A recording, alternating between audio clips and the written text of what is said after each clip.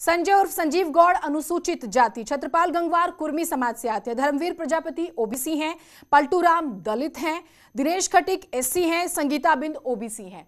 सुनील जी, मैं इसे आपसे समझती हूँ, राजनीति के केंद्र में दलित आ गया है, इस पर चर्चा हो रही है। हम पिछले 6 महीने की एक्सरसाइज देके सेंटर से लेके स्टेट तक और आसपास के स्टेट में सेंटर में है दलित और साथ लेके चलना है, ये बात सबको समझ में आ गई है। देखिए, ये बहुत अच्छी बात है। हाँ। देश में और प्रदेश में जितने भी समाज हैं उनमें सभी की बराबर की भागीदारी सुनिश्चित करना, ये किसी भी देश के नेताओं का, रूलिंग पार्टी के जो नेता होते हैं, ये उनका दायित्व भी होता है। और साथ ही साथ ये भी ख्याल रखना चाहिए, जैसा रखा जा भी रहा है, जहां तक देखने से बड़ा स्पष्ट है कि इतना बड़ा क्षेत्र होने के बावजूद प्रत्येक क्षेत्र से प्रतिनिधित्व जो है वो लोगों का उसमें लिया जा रहा है। तो ये मैं एक बड़ा स्वागत योग्य कदम है और ये मैं सरकार के लिए अच्छी उपलब्धि भी इसको मैं कहूंगा कि पूरे प्रदेश में एक ऐसा नहीं है कि भाई एक दल, एक जाति विशेष या एक क्षेत्र विशेष को अधिक महत्व दिया जाए। इससे संपूर्ण प्रदेश का विकास होने में इससे मदद मिलेगी और ये एक वाकई में एक स्वागत योग्य कदम है। इस पर मेरा एक और सवाल है, क्या इसकी टाइमिंग सवालों के घेरे में नहीं आती? चुनाव आने वाले हैं, नाराजगी रही अलग अलग दलों की, हमने देखा, और दरअसल ये माना गया कि सेटलमेंट, एक शब्द का इस्तेमाल करते हैं राजनीतिक टर्म्स में, नहीं हो पा रही थी, तो इसे कैसे देखा जाए?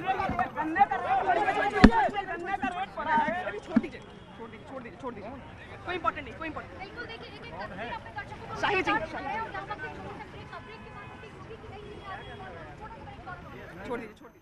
तो ये तस्वीरें आ रही हैं, वो हम आपको बता रहे हैं, कौन कौन से नेता पहुंच रहे हैं वो आप देख रहे हैं। हमारी सहयोगी लगातार, हमारी न्यूज़ 18 की पूरी टीम बनी हुई है।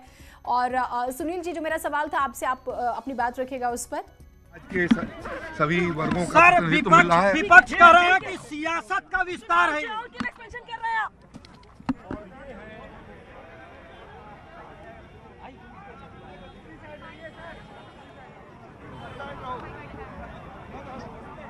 जो है आपकी बात जो है हम नहीं सुना पा रहे हैं, लेकिन आप अपनी बात अब रखिएगा। मैं कहूंगा कि बहुत अच्छी बात भी है कि उन्होंने बहुत लिमिटेड अपने मंत्रिमंडल का, उन्होंने जब भी विस्तार किया बहुत लिमिटेड किया। ऐसा नहीं है, जो बात आपने अभी कही, मैं उस बात से कतई सहमत नहीं हूं कि सभी का उन्होंने उनको बैलेंस करने के लिए बात करी जाती है। अगर बैलेंस करने के लिए बात कही जाती तो ये मंत्रिमंडल का विस्तार कई दफा होता है, इसमें कई बार मंत्रियों की फेरपलट होती, तो मैं इस बात से आपकी सहमत नहीं हूँ। नहीं, ये दरअसल विपक्ष का भी सवाल है। धर्मेंद्र यादव जी हमारे साथ है। धर्मेंद्र जी, हाँ ठीक है, मैं सुनील जी, मैं आपसे इस बारे में बात करूंगी। और धर्मेंद्र जी, फिर तो स्वागत होना चाहिए, सब मिलकर चले, प्रदेश तो तरक्की तभी करेगा ना। धर्मेंद्र जी। हाँ जी मैडम, ये तो बात आप 2017 में पूछती तो और अच्छा होता। अगर 4.5 साल और साथ चल लेते तो और ज्यादा विकास हो जाता। आपकी शंकाओं पे मेरा प्रश्न है। भारतीय जनता पार्टी ने खुद ही मान लिया। भारतीय जनता पार्टी ने जी मैं भारतीय जनता पार्टी से पूछना चाह रहा हूँ। हाँ। मैं इनसे जानना चाहता हूँ, भारतीय जनता पार्टी ने बात मान लिया कि हमने 4.5 साल तक लोगों का साथ नहीं दिया। इसका मतलब जो सबके साथ का इनका नारा था वो झूठा नारा था। ये नारा जो देते हैं उसका उल्टा काम करते हैं। सबके साथ की बात करेंगे तो किसी को साथ नहीं लेंगे, बेटी बचाने की बात करेंगे तो बलात्कारी बचाएंगे, बेटी को पढ़ाने की बात करेंगे तो बेटी को जलाने की बात बेटी जला देंगे। तो इनका नारा हमेशा उल्टा रहता है। इसीलिए आप देखिएगा 2017 के चुनाव में मुख्यमंत्री पद का दावेदार कौन था? केशव प्रसाद मौर्य जी थे। कौन बन गया?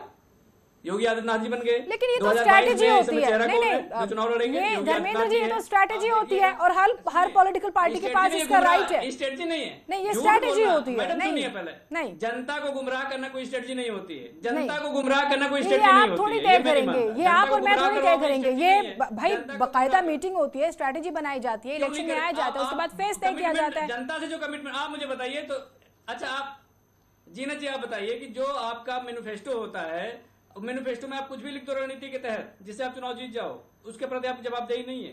इसे सहमत हैं आप? सर, आपके मैनिफेस्टो पे अगर सवाल होंगे तो लंबी बहस हो जाएगी कि आपने कितने पूरे किए। संजीव जी भी हमारे साथ हैं। संजीव जी, आप इन आरोपों के क्या जवाब देंगे? क्योंकि जैसे ही हलचल होगी मैं अपने रिपोर्टर्स के पास भी जाऊंगी। संजीव जी, जवाब दीजिएगा। नहीं जीनत जी, देखिए जिस तरीके की बात समाजवादी पार्टी के हमारे साथी कह रहे हैं, ये बड़ा हताशा और निराशा का इनका वो है।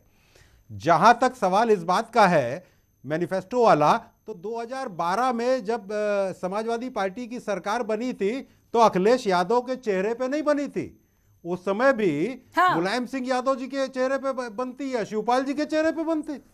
आपको शायद याद नहीं है, मुझे लगता है, जो हमारे साथी बैठे हैं, तो ये ना बताइए कि किसका चेहरा था और कौन बन गया था। हमने वो दौर भी देखा है। और जहां तक सवाल इस बात का है कि आज हताश और निराश होने की जरूरत नहीं है। उत्तर प्रदेश को विकास के रास्ते पर ले जाने के लिए आप मानवता के आधार पर मैं समझता हूं कि काम कर रहे हैं, केवल अपने हित के लिए काम नहीं कर रहे।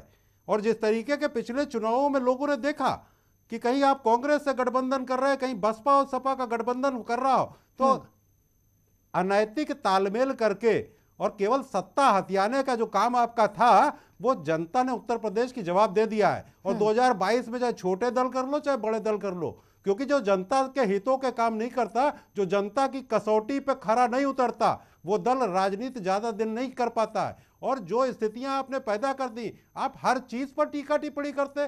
सरकार के अच्छे कामों को मुझे लगता है कि विपक्ष को जरूर साथ देना चाहिए, और जहां ये लगता हो कि जनता का अहित हो रहा है, उसमें बम्पर तरीके से उसका विरोध करना चाहिए। लेकिन जो हमारे यहाँ क्षेत्रीय दल हैं और राष्ट्रीय दल हैं, एक दल है जो 32 साल कांग्रेस बेहाल है, तो स्थितियां उनकी बहुत साफ हैं। जहां एक तरफ भारतीय जनता पार्टी और आदरणीय योगी नहीं, लेकिन उस दल का कहना है कि उन्होंने पंजाब में जो तब्दीली की उसका भी असर यहाँ पे नजर आ रहा है। वो दल भी ये दावेदारी कर रहा है कि जो पंजाब में उन्होंने फैसला लिया और वो असर यहाँ पर भी नजर आ रहा है। उनका ये मानना है। उत्तराखंड तक हलचल है इस बात की। नहीं, वो सारा असर 2022 के चुनाव में दिखाई दे जाएगा। जीनत जी, ये 32 साल कांग्रेस बेहाल हो गई है, लेकिन इन लोगों को आत्मचिंतन ही नहीं कर रहे। ये लोग जनता से कनेक्टिविटी नहीं। धर्मेंद्र जी, आप इस पे जवाब दीजिए, फिर मैं सुनील जी के पास जाती हूं। धर्मेंद्र लेवल के कार्यकर्ता हैं हम, पन्ना प्रमुख की नियुक्तियां करके उत्तर प्रदेश की सरकार, उत्तर प्रदेश की जनता के सामने जा रहे हैं, अपने विकास कार्यों के आधार पर जा रहे हैं। धर्मेंद्र जी, ये बात अलग है, आप सुन लीजिए। हाँ। संजीव जी सुन भी लीजिए जी।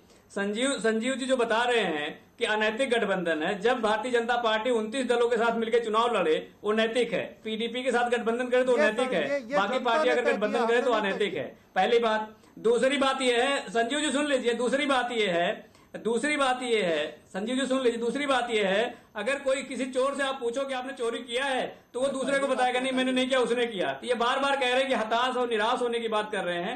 भारतीय जनता पार्टी खुद ही इतनी निराश है, खुद ही इतनी हताश है, आपसी कलह में इतनी परेशान है कि ये चुनावी रेवड़ी बांटना पड़ रहा है उसको, मजबूरी में कैबिनेट का विस्तार करना पड़ रहा है। इसके अलावा भी ए.के. शर्मा जी के बारे में नहीं बताएंगे, शर्मा जी कहाँ चले गए।